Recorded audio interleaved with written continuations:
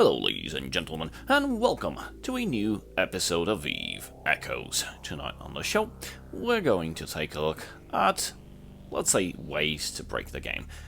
It's sort of like that grey area where you don't want to be, but you actually want to be because there's some pretty interesting things that you might want to find out.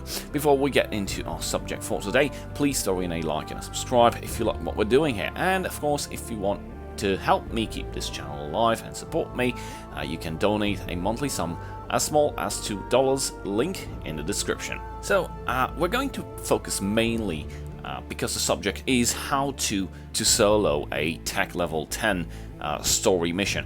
In our case, Friends for Blood is the Tech 10 Mmorpg story mission, in which is comprised basically by three sites. You have to go with the three separate systems, and each site will have two spawns, except for the last one, which will have three spawns. So you'll have two spawns, one with non-elite stuff, and the other with around 3 to 4 elite NPCs, but something different than the tech level and tech level 6 story missions is the fact that here the number of NPCs per wave is a lot smaller, and you don't have that blob of frigates and destroyers and cruisers.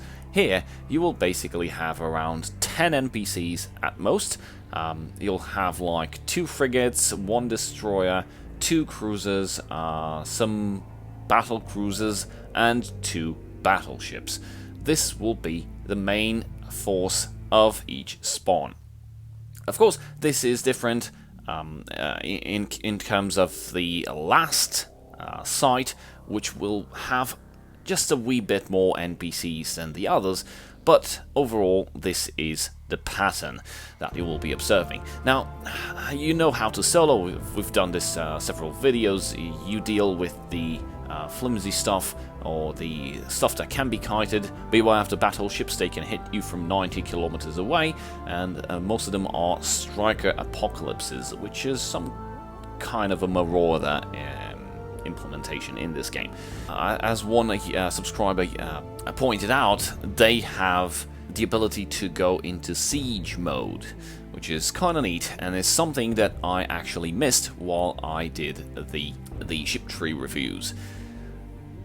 So this is pretty easy to pull off. Of course, you kite all those smaller stuff, and when it comes to the battleships, they have a way bigger range than everything you've ever encountered before, but because you're running on an MWD, you just orbit them at 5 kilometers or 2 kilometers, and they basically cannot touch you because you orbit with around 1.6-2 kilometers per second at 5 kilometer range, and the tracking for large guns is poor, and basically they cannot track you that close at that speed.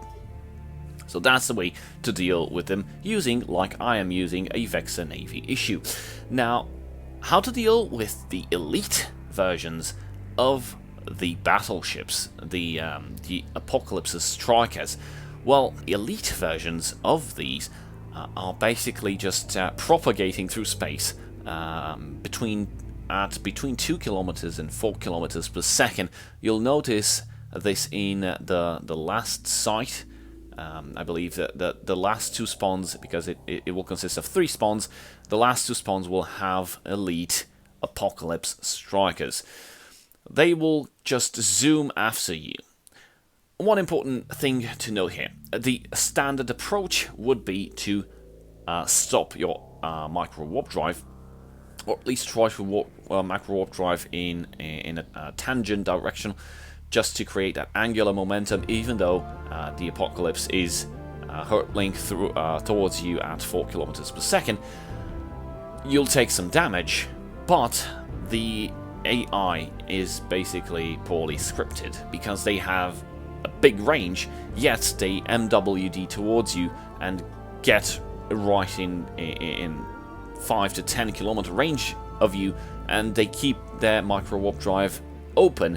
What happens is basically their orbiting speed is greater than the tracking speed, so it's kind of like a stupid bug.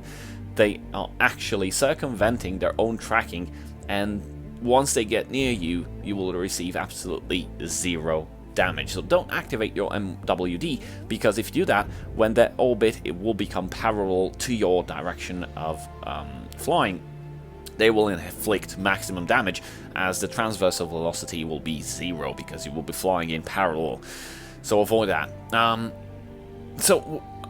To reach our destination in this topic, how you can beat these if you don't have a sturdy tank to resist, or to apply a decent amount of strategy in order to defeat them, or if they inflict too much damage before you manage to get close to them, or allow them to get close to you so you can get 0 damage from them and defeat them, well, you can basically just do this.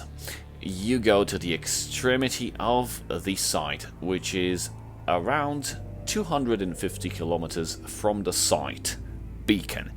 Once you do that, you'll notice that the entire aggro site, the entire site will just de-aggress immediately. Every NPC will untarget you, which is very important. In the betas, this range was the radius of the beacon from which the NPCs would de-aggress was around 100 kilometers. Now, because people like me used to do all this crap in which they would go to the extremity of the site and just pummel them from that distance, the developers actually implemented a 250 radius kilometer range around the beacon to prevent that from happening. But that doesn't mean it's still impossible. So if you want to actually break the game in your favor, it's not breaking up the game, it's not actually an exploit, because it's a mechanic and you can use it. The NPCs de-aggress at 250 kilometers.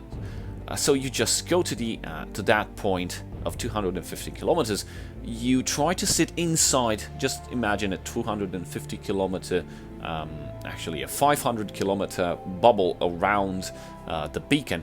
You go at it at its edge and you sit there for a little while, forcing the elite NPCs that use micro warp drives to hurl towards you. And once they do that, well, once they reach the limit of the aggression sphere, you just move slightly outside of it. So once you get into 251 kilometers range, the elite NPCs will just de-aggress, and with all their modules turned off, I repeat, all their modules will be turned off because they have no reason to activate them. This includes not only micro warp drive, but they will be deactivating the extenders or the armor plates that they have, you know, the things that just generate more HP.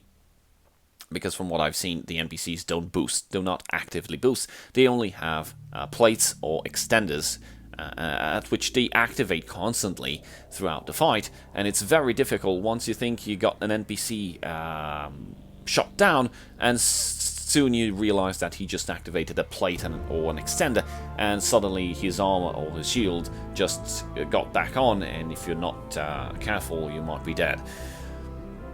So they will be flying with deactivated modules, meaning you can sit at the edge of that aggression bubble and just deploy your drones or shoot your weapons, and in case the NPCs reapproach or towards the beacon, of course, and exit your optimal range, just move closer inside the aggression bubble. Try to get inside at 250 kilometers from the beacon, and the NPCs will quickly go crazy and reactivate themselves, target you, and of course the elite NPCs will activate the micro warp drives and come back again, and you basically play this tic-tac-toe. Which the NPCs come back, you exit the aggression bubble, and you start pummeling them again. Of course, having deactivated modules is very easy to take them down. There's no more micro warp driving all around the place and difficult for your tracking as well. Or of course, if you're using drones or any kinds of other weapons, the extenders or the armor plates are not being activated, meaning you can chew up the armor and the shield and the structure, no problem.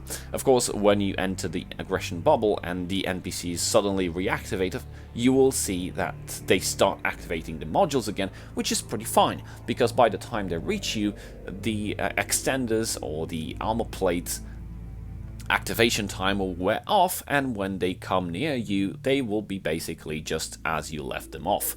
So you can pick the elites one by one, just like this, to avoid certain death. And after that, of course, you can just reapproach and use the normal boom and zoom tactic, like I explained in the video that I posted a while ago. Or if you're on something more tankier, like in a battle cruiser, you can very well just go in there and try to tank them all by yourself, regardless of what other people might say. Just don't do that, because you still might get some overwhelming damage, but, well, to each their own. This was what I was trying to prove, and a different way, an alternative way of dealing with elite NPCs that are very, very hard to take down, and of course, if you don't pay attention, you might get slaughtered by them. So, this is the way you do it. This is how you get to the end of the aggression bubble, and this is how you properly kite them without taking any actual damage, of course. Thank you guys for watching. A very big shout out to my channel supporters. See you guys next time. Cheers.